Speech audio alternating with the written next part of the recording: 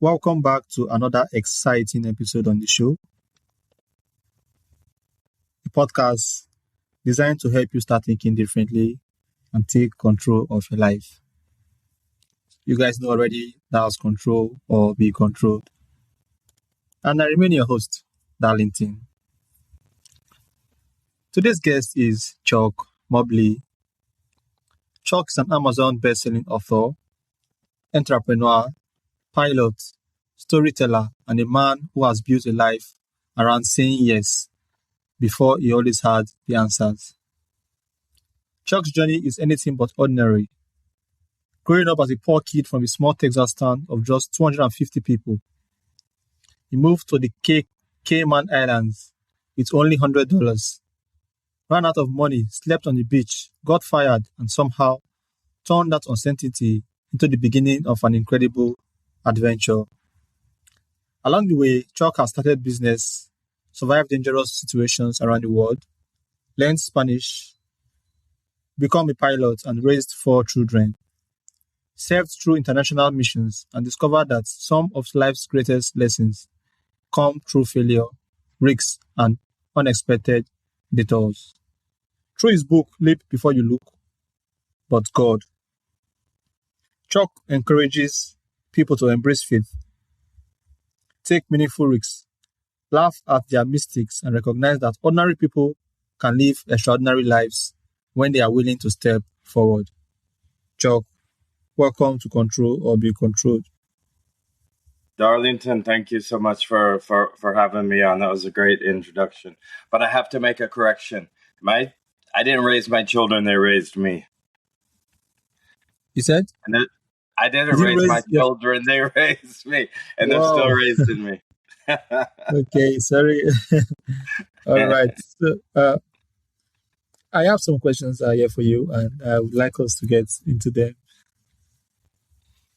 Okay. So, your life sounds like a collection of unbelievable stories. What's the moment that best captures your willingness to take a leap of faith?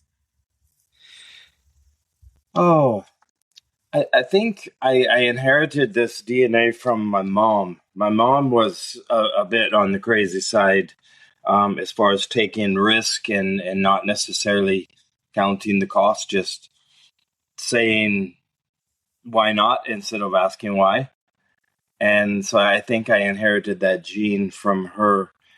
And I don't think it's always like bravado or bravery or courage. Sometimes it's just we don't. Like when I came to the Cayman Islands with $100, I was just young and I tell people I was young and stupid. And sometimes that pays off because you don't look at all the things that can go bad. You have a positive attitude and you think, what could possibly happen? And I didn't imagine that I'd be sleeping on the beach, slapping at mosquitoes all night for a week. But had I known all those things, I might not have taken the risk. So sometimes, and that's why I titled my book what I did, Leap Before You Look, But God. Because sometimes if we stand and we ponder and we think about everything that could go wrong if we do this, we usually don't do something. And when we wait until we're ready to do something, we're usually never ready. I don't know about you or our listeners, but for me, if I wait until I'm ready, I usually never am ready. So that's kind of what has propelled me into the lifestyle that I've chosen to live. Okay, thank you so much. So you moved to the Cayman Islands with only $100. Tell us what made you take that risk and what happened when the reality didn't go according to plan. Well, like I was saying, I had just turned 23 years old. I was from a small little town in Texas where there weren't a lot of opportunities. I got into the air conditioning field, even though I'm not mechanically inclined. And I learned through rote how to fix air conditioners. I wasn't a naturally skilled technician. And in our profession, when you're in heating and air conditioning and it's in the fall or the spring, our fall or spring, it's not hot enough to use air conditioning, and it's not cold enough to use heat. So we starve. So I found myself in a little pallet yard mending these, rebuilding these wooden pallets that trucks use to load things up and warehouses use. And I met a gentleman from the Cayman Islands. And when I asked him where he was from, he said the Cayman Islands. And I looked at him. I'd never heard of the Cayman Islands. And he just casually mentioned, wow, if you know how to fix air conditioners, you could get a job easily in my country. And that's all I needed to hear. I got a job. I showed up on an island I couldn't pronounce. I had $100 in my pocket, which was all I had to my name. And that immediately turned into $80 because the dollar in Cayman is stronger than the US dollar. So when I landed, Wow. my US became only 80 CI. And I had a hotel voucher, but only for 3 nights. And I was expecting to get paid on the Friday. So I worked Monday, Tuesday, Wednesday, and I used up my voucher for my hotel. I talked a guy with an apartment in to let me stay until Friday until I got paid. And then when I went to get my check, Darlington, on Friday, I didn't realize that they held back your first check. I'd never heard of that. And the boss told me, well, sorry, but you don't get paid until next week. So I had promised this guy I would give him my rent money. And then when I went to explain to him, he wasn't hearing it. He just told me, well, this is not a charity place. And he had my bags all outside waiting for me, which was only a duffel bag and a toolbox. And then family picture and some little things that I bought at the store. So I hitchhiked. I didn't have a car at the time. I hitchhiked to the nearest beach and I just camped out under a giant sea grape tree for a few nights until I got paid. Actually, there were 2 kind ladies, nurses from a neighboring island called Cayman Brac, that found me there on my 3rd night, and they had pity on me and let me stay on their couch. And so I was very indebted to these young ladies, and I stayed with them for 2 or 3 nights on their couch, and then I got paid. I got an apartment, and the rest is history. Okay. So thank you so much. That was a wonderful story. So I didn't know the US dollar is the Cayman Island dollar is more than the US dollar. That was wonderful. So I was guessing maybe Yeah, you if you thought. if you go and you have $100 and you take it to the bank and you say I want to buy a Cayman money, you'll only get $80. That's still true today. Whoa. Okay. So And you I'm ended up still in sleeping. Cayman 42 years later, Darlington. Wow. So you are seeing Cayman now. Yes, sir. Wonderful. It just became your city. Uh, so you ended up sleeping on the beach after running out of money. So what do you learn about fear, pride, resilience, and trusting God with that moment? Darlington, when I was laying on that beach, I was a very immature 23-year-old. I had just turned a couple of weeks before 23. I had never left home. I never lived on my own. And I was a very mature. I was somewhere between a boy and a man. I wasn't quite a boy, but I definitely wasn't a man yet. And I remember lying there that first night and swatting at mosquitoes. The mosquitoes are very bad in Cayman, and just asking God, why are you letting this happen to me? And I just felt like God spoke to my heart, and He said, "Son," He says, "you're not homeless." I asked God, I said, "How could you let me become homeless?" He says, "You're not hopeless. You're camping on one of the most beautiful places that I created on earth. You're on one of the most beautiful beaches in the world." And with that, I was able to go to sleep. I slept peacefully. I got up the next morning without mosquitoes. And it's true. I looked out and saw the most beautiful pure white sand, the most beautiful crystal clear blue water, and I'm there sleeping on 7 Mile Beach. And so that's when kind of my attitude turned, and I said, okay, that's what I'm going to be doing. I'm going to be camping. I'm not homeless. And our attitude, and how we take things makes a huge difference. and how we're able to endure things. Thank you so much. God is the greatest, honestly. Uh, for those who share the same faith, who trust God, they will never be put to shame. So, looking back, how did getting fired become one of the turning points that changed the direction of your life? That's another thing that I didn't plan. I don't think any of us ever planned to get fired. I won't go into the whole story, but basically, I was driving my personal car to subsidize this business that I had come to work for in the Cayman Islands. They issued me a car after about a month I arrived on the island, and when that broke down, I not only didn't have transportation at work, but I didn't have transportation when I got off work. So I bought a car on credit, of course, as a cheap car, and I started driving this car for work and for my personal. But now I'm subsidizing this company's business by running service calls and carrying old greasy parts and all my tools in this car. And then my car broke down and I had to rent a car.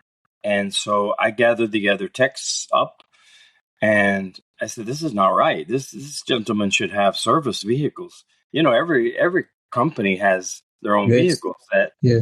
and the employees drive the company's vehicles. Well, long story short, we end up telling the owner that we needed, service vans or trucks. And he said he would think about it. And we gave him, about 6 to 7 months to come up with these trucks, and he never did. So on New Year's 1988, we walked in and we said, well, we're willing to work, but our cars are staying in the parking lot. And he fired all of us. And I wasn't expecting that. I was expecting that he would, view this and say, yeah, they're right. They shouldn't be driving their own cars to subsidize my business. But he fired us all. And we went to my little apartment and drinking coffee we didn't really want to drink. And the phone rang. And I answered the telephone. And it was one of the condominiums that I personally serviced through the company. And she said, Chuck, what's going on? And I said, what do you mean? And she said, well, I just called the company and they said they don't have any techs. And I said, well, what's the problem? And the lady said, well, we have 2 air conditioners down here at this complex. And I looked in front of me and there sat 3 able-bodied technicians. I couldn't work because I was under a work permit as a foreigner, but these were Caymanians. And I told the lady, I said, well, I can have somebody there in 20 minutes. And I sent 2 of the guys to go. They fixed that air conditioner. We got paid. And within another hour, another condominium called. And that's how our business started. So I would love to be able to tell not only my family and friends that I always had this grand plan that I was going to start my own business, but the truth is I never had that plan. I was happy working for somebody until I got fired, and then when I started running my own business, I eventually bought. It was really tough at first. We went at least a year making $150 a week, which is nothing in the Cayman Islands. And the rest of the guys, because my wife was working, I could afford to do that. And the other guys just couldn't afford to do that. And they ended up selling me their shares. So after about maybe a year and a half, I was in the business by myself.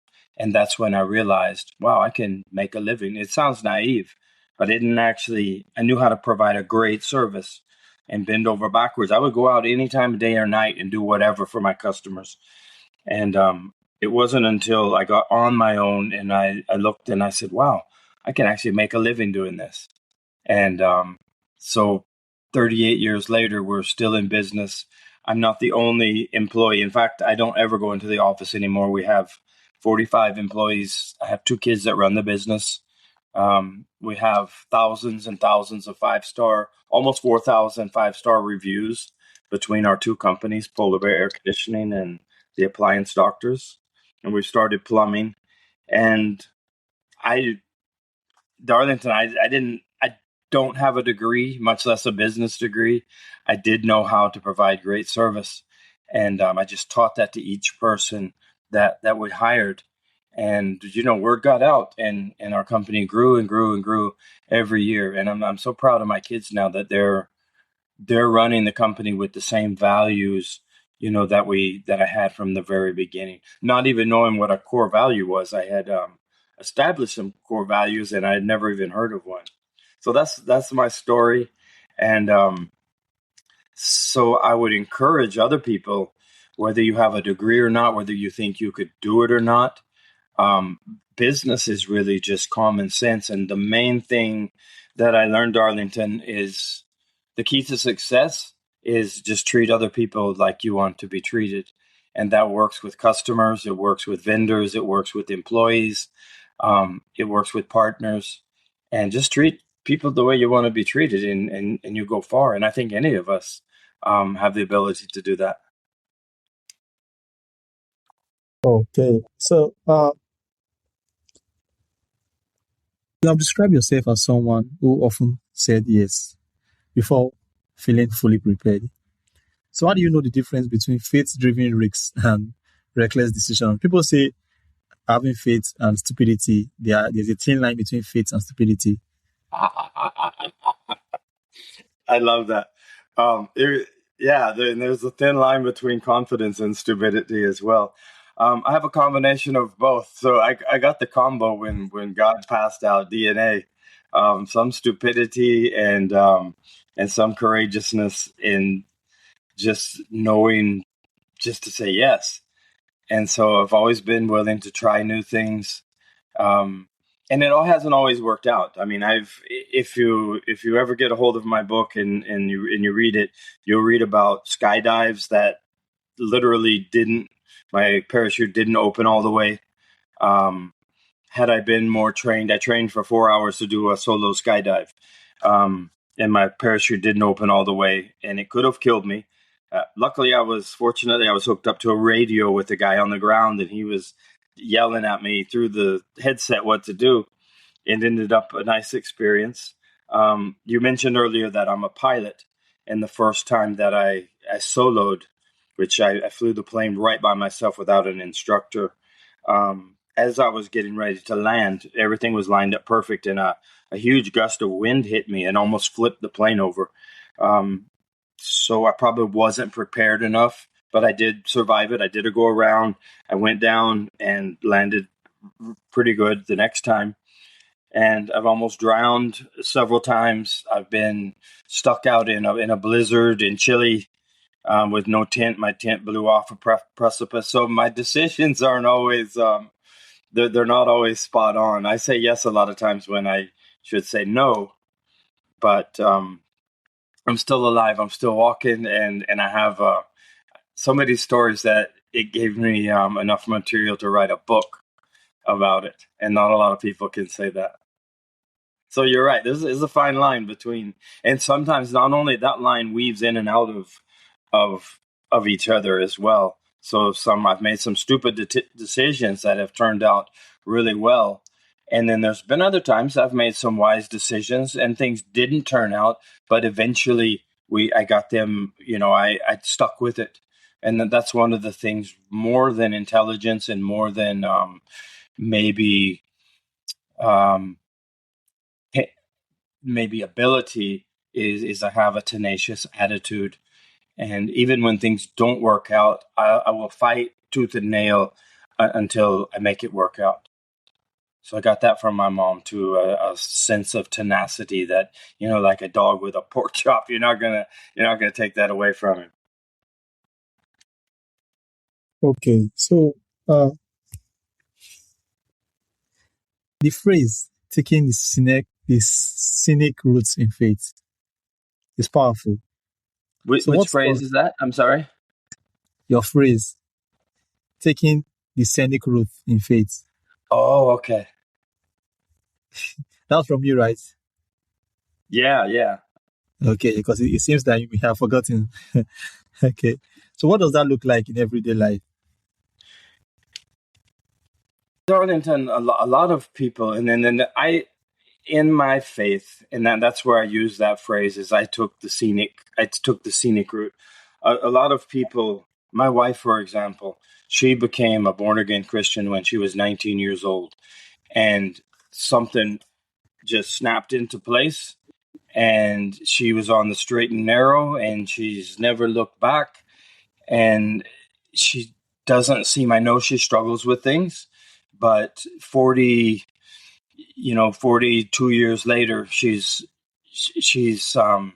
getting ready to be ordained.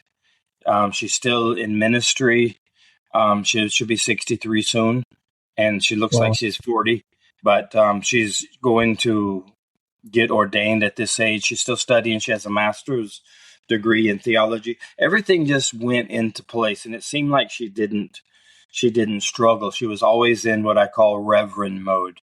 Me, I became a Christian when I was 7, and I remember going up front to a service in Texas as a little boy and feeling I'd already burned an entire forest down. So that's another story. As soon as we arrived in Texas, I burnt this whole forest down. So I was a known arsonist. I was 7 years old, and the preacher, said, "Who wants to give their life to Jesus?" And I went up to the front, and I had to go to the bathroom so bad. I had to pee so bad. And I didn't know, I was up at the front with some other people. I didn't know if I left and went to go to the bathroom if I would miss Jesus. And this is just an innocent, naive little boy's thinking. And so I stayed, and I got Jesus in my heart, but I had pee in my pants. And from that day, it's been a roller coaster ride. And I know that we like to hear stories about people. Oh, I accepted Jesus when I was 7, and I went to seminary when I was 20, and I've been a minister for 40 years. That's not my story. My story is I struggled. I was a very mischievous child. I got into more trouble. I got more beatings. Um, Probably than I had lunches. And I got beat every day at school. And if I got a spanking at school, I got it at home as well. So I was constantly in trouble just doing mischievous things, pulling pranks on people, cutting class and going fishing, and swimming in a river that my mom swore to me, if you swim in that river, you're going to get beat.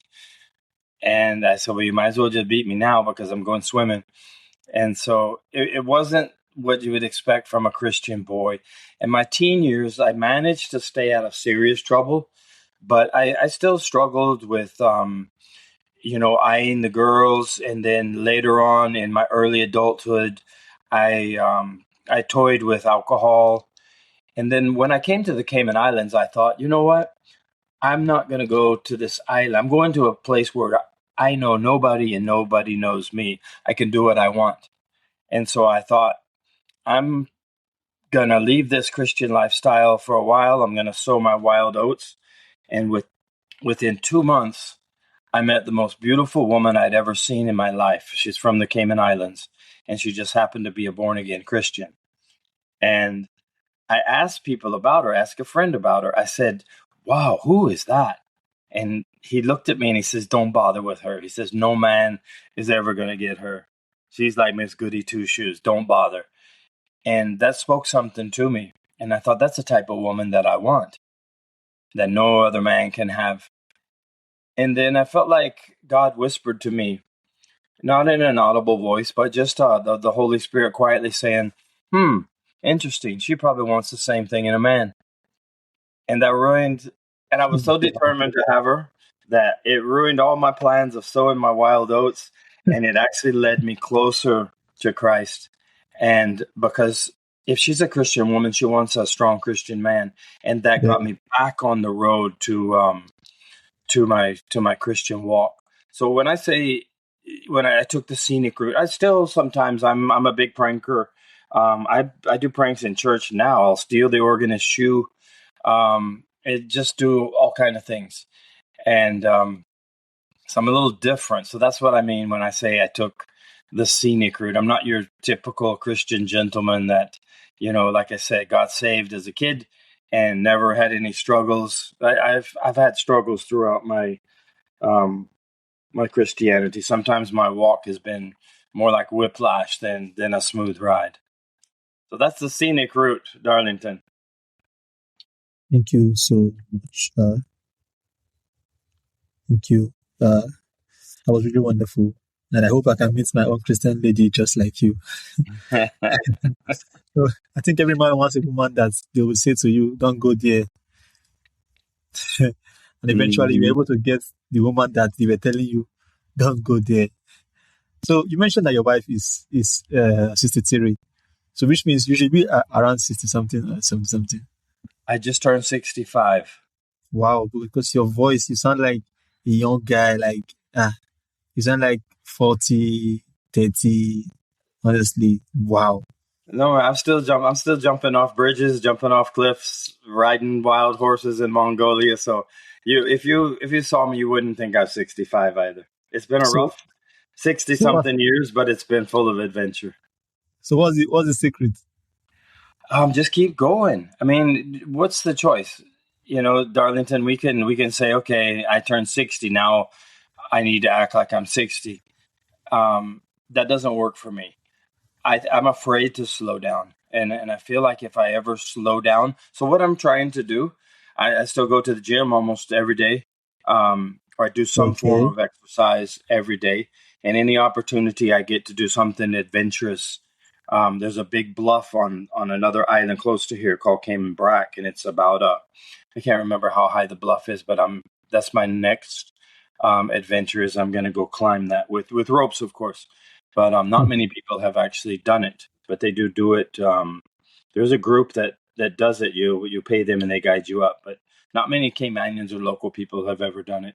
But I think my philosophy is like age as you're going up a mountain, and as strong as I can get going, I know at some point I'm going to reach the peak of that mountain, and I want to be able to glide down just as far as I can into my 80s when I maybe can't go and work out so hard at the gym. So I'm trying to make up for it, trying to make up for it now and get as fit as I can, stay as involved as I can, and then maybe have a more enjoyable. So I don't consider myself elderly right now. Um, and yeah, I just want to I want to prepare myself for that time when most people can't do things, and I'm still going to be able to do them. okay. So through your book, Live Before You Look, But God, what message do you hope readers take away about courage, purpose, and trusting God? The message that I want to give is one, um, is we need to get out of our comfort zones. So sometimes we get so comfortable in the way that our lives are going that we never venture out. And if we never venture out and see the other side of the world, um, we become so ignorant of not only the beauty of the other side of the world, but also the way that we can help in different countries. A lot of my adult life has been spent doing missions because I've gone to Haiti, I've gone to um, Tanzania, I've gone to Uganda, I've been to Cuba, I've been to the Dominican Republic. I've seen poor people. I've seen Haitian mothers make cookies out of mud and sugar. Mud. That's not a mispronunciation. Mud and sugar, and they give it to their children to eat. And I've seen the need, and so my one of my goals in writing this book is that people will get out of their comfort zone, go see how most of the world lives. You know, where they're not guaranteed a meal a day, much less three. And a lot of people don't have roofs over their head, and they would die for just some clean water that you know, that we just turn on a faucet and we have it readily here in the Cayman Islands and the U.S. and Canada and many parts of Europe. So I want to encourage people, you know, to get out of the comfort zone. There's some chapters about family, and I want to encourage people to mend. Life is too short to have grudges. There's some stories of me getting reconciled with my family and how much they mean to me, and so I've already had some people say, "Hey, when I read your chapter on your siblings, I called my sister who I haven't talked to in 10 years, or I called my stepdad who I don't speak to, and our relationship is solid again." And I want people to know that anybody, ordinary people can live extraordinary lives, and that faith is not always just a straight line. Crazy, creative, people full of personality can be a Christian and live, a wild and crazy and fun Christian life as well. So that's my message in my book. All right. Thank you so much. Thank you. This has been a very exciting episode. Thank you for sharing your incredible journey and reminding us that a meaningful life rarely follows a perfectly planned path. The story shows that failure, uncertainty, and unexpected detours can become that very experience that shapes us into who we are meant to become. Thank you so much, Chuck, and do have a wonderful day ahead. Thank you, Darlene. I did want to say that if somebody wants to know more about the book, you can get it on Amazon. It's called Leap Before You Look, But God. And I also have a website, chuckmobley.com. So it's Leap Before You Look, But God. It's on Amazon. It's Audible, Kindle, and a hard copy. Okay, thank you so much. Make sure to check out the book, Leap Before You Look. And I'm sure this book will have to actually help to build your faith wherever you are, whether you are struggling or whether you find yourself in a place where you don't know what the next step is. Thank you so much, Chuck. Yes, sir. All right, Darlington. Thank you. Bye.